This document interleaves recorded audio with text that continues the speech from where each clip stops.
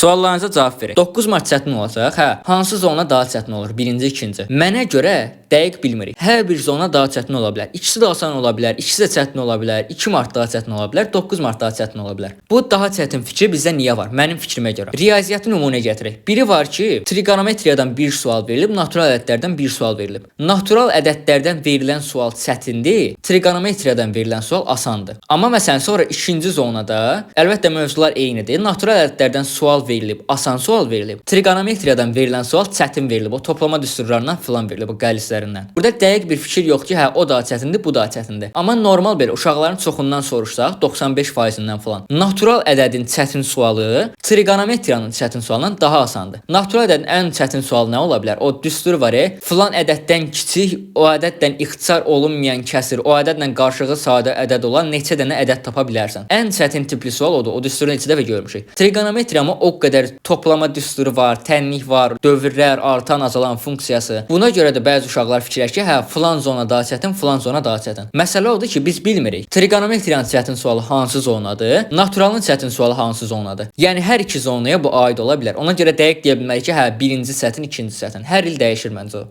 Söz ehtiyatımı necə artırım? Birincisi əlbəttə ki, normal lüğət təkrar elə, bilmirəm, lüğət kitabından filan, hər hansısa bir lüğət kitabı tap ya qayda kitablarının arxasında çox vaxt olur. Elə bir lüğət kitabın olsun, onun üstündə işlə hər gün təkrar əlbəttə ki. Bu bir. İkincisi, yəqin ki, çoxumuz belə hazırlıqlara filan gedirik. Müəllimindən də istəyə bilərsən ya internetdən də tapa bilərsən. Sinonimlər sırası olan bir vərəq olsun səndə. Vərəqdə içində məsələn 100-150 sıra ilə sözlər verilib. Hər sözün neçə sinonim varsa, onlar qabağında yazılıb. Ən sonunda da sözlərin mənası yazılıb. Belə bir vərəq olmaq da yaxşıdır. Həm bir mənaya aid olan bütün sözləri öyrənirsən, həm də çox suallar olur. Listeningdə də var, readingdə də var, qrammatikada da qabağa çıxa bilər, essedə də lazım ola bilər. Yəni sinonimlər. Hello Reading videomda 2 dənə bunun haqqında sual var idi. Falan sözün mənasını verir, məsələn, deyir bu nə sözdür, mətndən tap. Ya da mətndə bu sözün sinonimini tap. Onsuz da sinonimlər lazımdır bu cür tapşırıqlar üçün. Həm də ki, yəni sözləri öyrənməyə, yadında qalmaq kömək eləyir. Bir sözü yadında saxlayanmırsan, amma məsələn yadında qalıb ki, falan başqa bir sözün sinonim kimi verilmişdi. Oradan da o sözlər ağlında qala bilər. Bir də neyinə?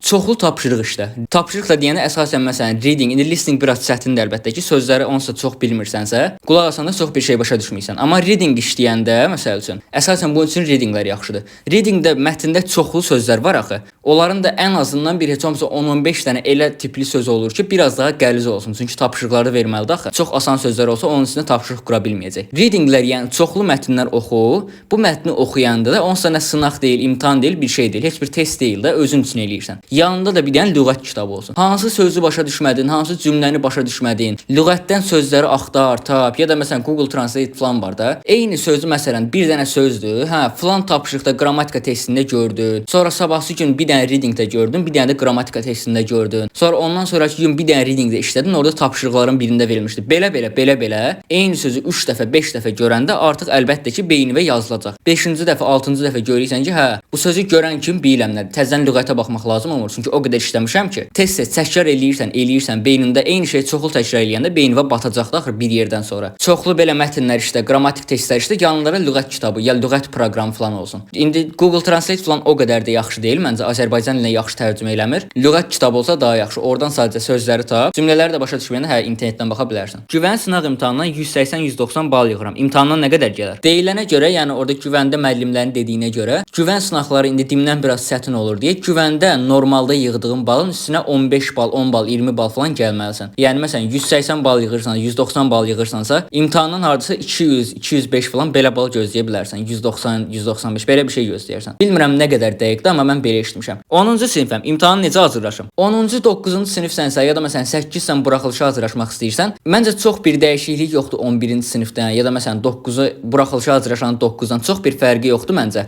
Amma bir şey deyim ki, həqiqətən də bu sənə çox vacib ola bilər. 10-cu sinifsənsə, məsələn 11-ə hazırlaşırsansa, o 5 fən ki var, 6 fən ki var, həm buraxılış, həm blok. Əgər onlardan bir dənə fən var ki, hansı ki sən ondan zəifsən digərlərinə baxanda, məsələn birinci qrupsan, riyaziyyat, az dili, fizika falan, bunlar hamısı 60%, 70% gəlir, amma informatika 30-40% gəlir. İnformatikan zəifdir. O fənnin üstünə düş. Həqiqətən də o fənnin üstündə çox çalış. Sənə deyirəm, 11-ci sinifdə belə bir imkan olmayacaq ki, hə, bir fənnin üstünə daha çox çalışım. İl başlayan kimi buraxılış martda da, indi bu dəqiq martın 2-si, mart mart girən kimi buraxılışdır. Heç ortada mart da yoxdur. Elə fevral qutaran kimi imtahandır. Bütün fənlər başlayacaq proqramı tez-tez keçməyə. Əsas da buraxılış fənləri. Bütün proqramı tez-tez uçmalısan axı. Bütün proqramı qurtarmaq lazımdır ilin axırına qədər. Hamısını tez-tez keçirsiniz. Tapşırıq da daha çox olacaq. Nə bilim, keçilən proqram, öyrənməli dərs, hər şey daha çox olacaq. Heç vaxt belə tam vaxtın olmayacaq ki, hə deyim məsələn bu fəndən zəifəm, əlavə bir 2 saat, 3 saat, həftədə məsələn 5-6 saat buna ayırım. Həqiqətən də o vaxt yaranmır. Ona görə indi ki o vaxtın var, proqramı yavaş keçirsiniz. O zəif olduğun fənni tap hansısa, həqiqətən də onun üstünə düş. Yəni sonraya saxlama onu. Hə bir də onu deyim ki, yayda özünü boş buraxma. 3 ayı yaydı, yəni 3 ay çox vaxtdır da biraz. Hə bəlkə ilk 2-3 həftəni, ilk 1 ay falan istirahət edə bilərsən.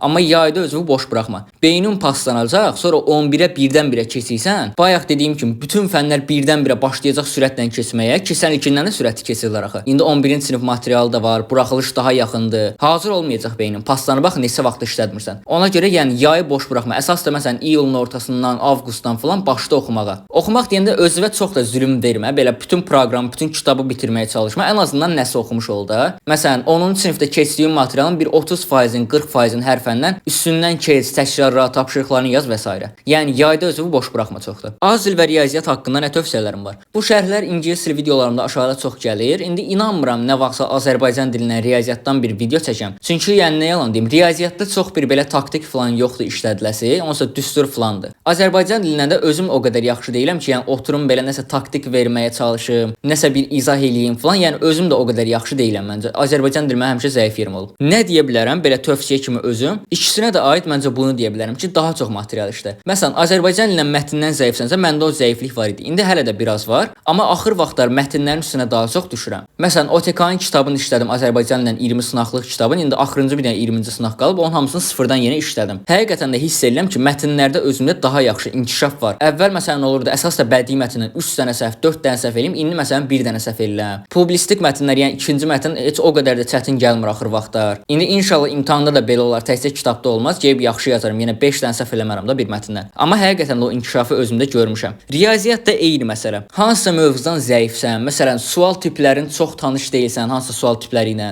Bir də riyaziyyata onu deyim ki, hə, düsturlar yanında olsun, bayaqki kimi. Yəni sınaq deyil, imtahan deyil, yəni heç kimsə heç bir qadağa falan qoymur. Hansısa düsturu bilmirsənsə, kitabdan sadəcə bax, həm də göz yaddaşı ilə o düstura baxırsan, axı məsələn 1-2 sualda o düstur gəlir. Hər dəfə baxırsan o düstura, beyninə yazılır da. Sonra sınaqda falan görəndə avtomatik yadıma düşəcək. Çünki göz yaddaşı ilə yadında qalıb. Çoxlu, tez-tez baxmısan o düstura. O düsturun üstündə tapşırıq işləmisən. Qlobal sözün sinonimi niyə world olmasın? Bu mənim readinglər haqqında olan videomun altında bir şərh idi. O videoda izah elədiyim bir şeyin tam da öz nöqtəsinə vurur. Ona görə bu şərhi bir də gətirmək istədim ki, onu bir də izah eləyim. Orada bir sual, 1-2 sual əvvəl dedim ki, sözün mənasını verən, sözün özünü istəyən o suallara aid idi. Demişdim ki, birinci tab. Söz feildir, isimdir, yoxsa sifət, say-zarf bunlardan biridir. Burada da eyni bir şey. Sinonimlər, məsələn, close meaning, opposite of something. Yəni hansısa sözün əks mənası, yaxın mənası. Burada da o sualdır. Birinci bax, heç nədən əvvəl, hər şeydən əvvəl. Əgər sözün tərcüməsini bilirsənsə də, indi qlobal sözü bilirik də, Azərbaycan dilində qlobaldır. Birinci bax, söz sifətdir, isimdir, yoxsa feildir, yoxsa ümumiyyətlə də hansı ritm hissəsidir. Burada qlobal sözü nədir? Qlobal necə? Məsələn, qlobal hadisə, necə hadisə, hansı hadisə? Əlbəttə ki, sifətdir də, Azərbaycan dilində də elə sifətdir, eyni tərcümədir. Mətndə world sözü var idi 3-cü abzasda, heç bir şey deyə bilmərəm. İndi başa düşürəm niyə fikirləşə bilərsən ki, hə, sinonim ola bilərlər. Qlobal, yəni dünya, beynəlxalq, world sözü də elə dünya deməkdir. Amma yenə baxaq, world dünyadır, isimdir. Qlobal nədir? Sifətdir. Ona görə sən bunlara necə sinonim verə bilərsən? Azərbaycan dilində də eyni şeydir də. Ona görə belə şeydə diqqətli olun. Ona görə o videoda deyirdim ki, birinci bax gör, feil axtarırsan, isim axtarırsan, yoxsa sifət, say-zarf bunlardan biri. Günlük rutinin nədir? Günlük rutin belə özümkün tam nəyi var deməyəcəm. Çünki özümdə də bəzən dəyişə bilir. Amma bunun haqqında bir şey deyim. Dərs oxumaq üçün beyninin ən açıq olan vaxtını tap. Yəni beynin ən yaxşı saat neçədən neçəyə, günün hansı hissəsində işləyir, o vaxtı tap. İndi məsələn nümunə götürək, səhər saat 6-dan 7-yə. Hə, bu 1 saatda, məsələn 1 saat yarım, 2 saat vaxt arası sən hiss eləyirsən ki, yəni ən azından sənə görə sənin beynin çox yaxşı işləyir, sualları bu vaxtı daha sürətli yaza bilirsən. Həmin o vaxtı çalışdığın qədər özünə boş vaxt kimi ver. Yəni həmin vaxt başqa heç bir işin, gedəsi yerin heç nəyin olmasın. İndi bəzilərimiz üçün çətindir. Məsələn, elə vaxt ola bilər ki, məktəbdə olursan o vaxt, ya hazırlıqda olursan, amma necəsə elə, yəni başqa bir vaxt tap, ya bilmirəm. Bəlkə hazırlığın mümkünsə vaxtını dəyiş, başqa bir vaxta qoy və s. O vaxtı tap və əvvəlcədən məsələn səhər-səhərcə gecə yatmamışdan əvvəl planlaşdır. Bir yerə yaz. Məsələn, telefondansa notepad var da, telefona bir yerə bloknota yaz qoy. Səhər məsələn durub həmin vaxtda, həmin o 1 saat, 2 saatda nə işləyəcəm? Ən vacib vacib. Sənə ən lazım olan ev tapşırığı, fən, tapşırıq, öyrənməli nə varsa, ən vacib sənə hansı fəndirsə onu tap. Denən ki, hə, səhər duranda məsələn 6-dan 8-ə qədər beynim yaxşı işləyən vaxtı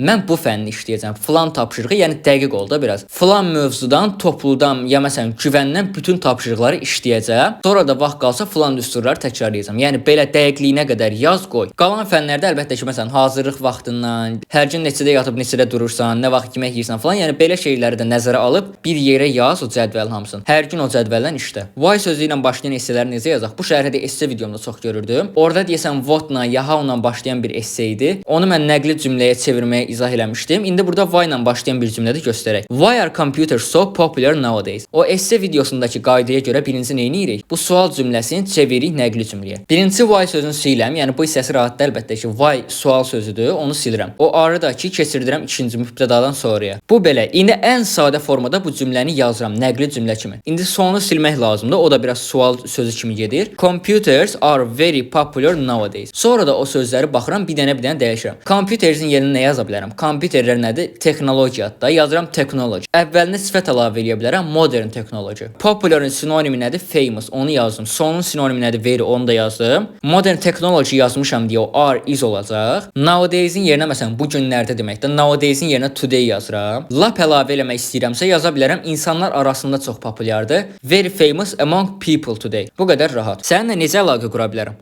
Heç necə. Şəkilli esselər haqqında video. Hə, bunu bildim. Bu şərhi də çox görürəm. 9-cu siniflərdəki esse 11-lərdəkindən fərqlidir. 11-lərdə sadəcə cümlə verir, deyir yaz. 9-larda 3 dənə şəkil verir, ya bir dənə şəkil verir, bilmirəm. Nəsə şəkilli formalı bir essedir. Bu videonu hələ niyə çəkməmişəm? 9-ların imtahanı aprelin ortasındadır, əlbəttə ki, ortasından sonuna qədər. Yəni onların imtahanına hələ ay yarım falan vaxt var. 11-lərin imtahanı amma bu həftə biridir, gələn həftə biridir. Ona görə indi 11-lərə qarşı, 11-lərə aid olacaq daha çox video çəkirəm. İnşallah 11-lərin imtahanı keçsin, qutarsın, 9-lar üçün də videolar çəkərəm. Yəqin ki, ilk çəkdiyim video ilə bu olacaq, şəkilli esselər haqqında. Esse nümunələri hardan tapım? Bunun haqqında əslində danışmışam. Listeningləri haqqında olan videoma gəlib baxsaz, orada bir kitab deyirəm. İçində 100 listening, 100 dənə reading var. İndi esse də readingin bir hissəsidir axı. Hər readingin aşağısında 6-cı sualda bir esse var. 100 dənə reading varsa, 100 dənə esse sual var orada. Əgər esse nümunələri axtarsansa, o kitabdan gedib işləyə bilərsən. Neçənci sinifdə oxuyursan? Gələn başlayacağam. Baxacağım, qutarım, keçəcəm məktəbə. Esserə təkcə 3 cümlə yazmaq kifayətdir. Bunu mən də bilmirdim. 9-cu sinif deyəsən 35 sözlük limit var. Onu yalan deyərəm, tam baxmamışam. 11-ci siniflər üçün standart nədir? 3 cümlə olmalıdır. Qrammatik cəhətdən düz olmalıdır və